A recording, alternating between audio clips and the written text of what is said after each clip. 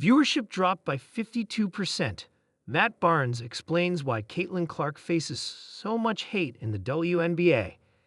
As the WNBA's most prominent rising star, Caitlin Clark has faced increased defensive attention and physicality from her opponents throughout her short tenure in the pros. The physicality has been over the top at times, though, prompting some to insinuate that the 23-year-old is being targeted by her defenders. That notion gained even more steam following a heated altercation between the Indiana Fever and Connecticut Sun on Tuesday. Tensions boiled over during the Fever's win over the Sun, with Clark once again in the spotlight. A physical exchange between Clark and Sun guard J.C. Sheldon escalated in the third quarter when Sheldon poked the star playmaker in the eye. The incident sparked a scuffle, culminating in another Sun guard, Rena Mabry, forcefully shoving Clark to the ground. Clark was assessed a technical foul, along with Mabry and Sun veteran Tina Charles, while Sheldon's common foul was upgraded to a flagrant 2. Fever head coach Stephanie White expressed her frustration with the officiating after the game, saying she was given no explanation for the technical foul called on Clark. This incident once again sparked the discussion that Clark isn't respected around the league. Skip Bayless and Matt Barnes recently touched on the topic, with the former NBA forward explaining why the Iowa standout continues to face so much disrespect. "I feel like there's a lot of hate on Caitlin Clark, and I think it's 'cause she's white," Barnes said on the Skip Bayless show. "'Cause she's a hooper and she's going out there and busting people's asterisk every single night. It's this little pretty, petite country girl that you're not expecting." Barnes also knows that despite claims that may say otherwise, Clark is the key to the W's growing viewership.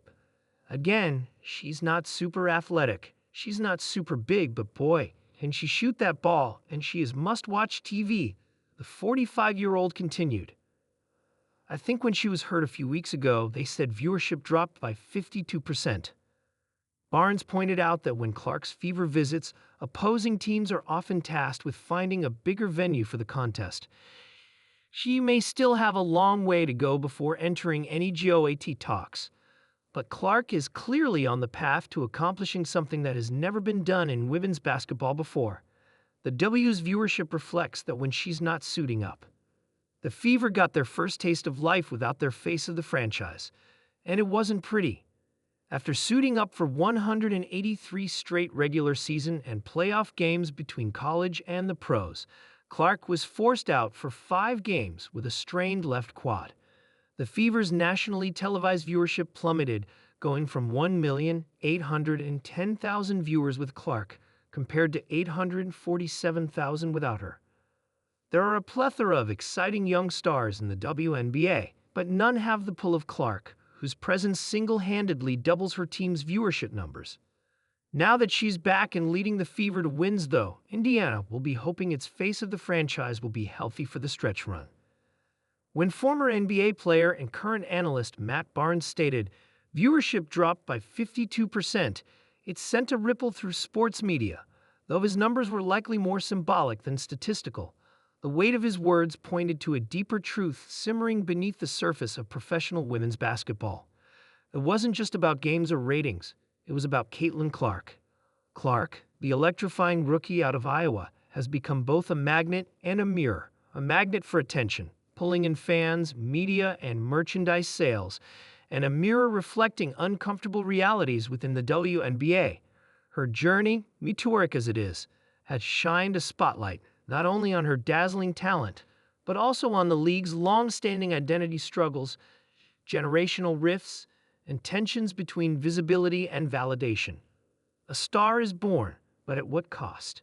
Caitlin Clark entered the WNBA with more buzz than perhaps any player before her. She came in not just as a basketball talent, but as a cultural force.